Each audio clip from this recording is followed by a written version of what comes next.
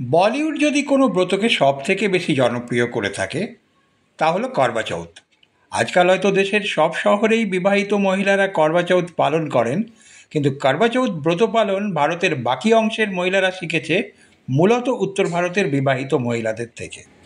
করবা শব্দের অর্থ কড়াই, আর চৌথ মানে চতুর্থী তিথি, এই দুয়ে মিলে করবা চৌথ। কথিত আছে স্ত্রী এবং সন্তানকে ঘরে রেখে পেটের টানে সৈনিক যেতেন দূর দেশে যুদ্ধ করতে। ঘরে স্বামীর চিন্তায় উদ্বেগে আকুল হতেন স্ত্রী। শেষে আশ্বিন মাসে পূর্ণিমার পরে কৃষ্ণপক্ষের চতুর্থ দিনে পালন করতেন করবা চৌথ ব্রত। এই ব্রতে কড়াইয়ের ভূমিকা কিন্তু ভীষণ গুরুত্বপূর্ণ। যারা ব্রত রাখেন তারা নতুন কড়াই কেনেন, তাতে রাখেন নতুন কাপড়, কাচের চুড়ি আর বাড়িতে তৈরি খাবার এবং মিষ্টি।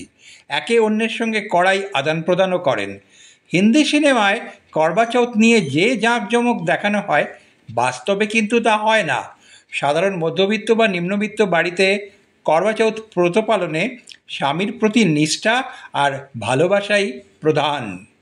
ব্রত পালনের রীতি হল সূর্যোদয় থেকে সূর্যাস্ত পর্যন্ত ব্রত পালনকারী উপবাসে থাকবেন, এমনকি জল পর্যন্ত নিষিদ্ধ। সূর্যোদয়ের আগে শাশুড়ি পুত্রবধূর জন্য সার্গি বানিয়ে দেবেন। সার্গি খেয়ে বধূ ব্রত শুরু করবেন। সার্গি হলো এক প্রকার ব্রত পালনের পূর্বে বৌমাকে দেওয়া শাশুড়ির উপহার। সার্গিতে থাকে ফল, মিষ্টি, কাজু বাদাম বা শুকনো খাবার, দুধ, ডাবের জল বা কোনো ফলের নির্যাস। নির্জলা উপবাস কাটিয়ে সন্ধেবেলায় আকাশে চতুর্থীর চাঁদের উদয় হলে চালুনির ভিতর দিয়ে সেই চাঁদকে দেখতে হয়। সাথে থাকে প্রদীপ।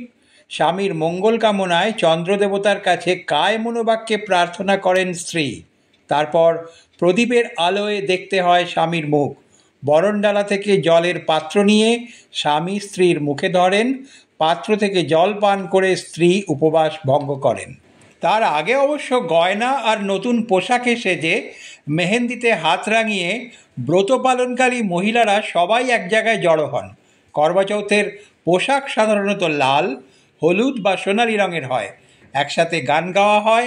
কোনো পুরোহিত হয়তো ব্রত কথাও পাঠ করেন। ভারতবর্ষ কৃষিপ্রধান দেশ, তাই এই ব্রত কিন্তু দেশের সভ্যতার সঙ্গেও জড়িয়ে আছে। এই সময়েই রবি শস্যের চাষ শুরু হয়। জমিতে গমের বীজ বপন করা হয়।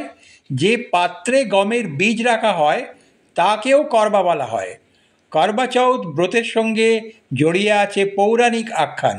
বলা হয় রানী বীরবতী বাপের বাড়িতে এই ব্রত পালন করেছিলেন, কিন্তু উপবাসরত বোনের কষ্ট দেখে তার 7 দাদা একটি অশ্বত্থ গাছে আয়না রেখেছিলেন, যাতে মনে হয় আকাশে চাঁদ উঠেছে।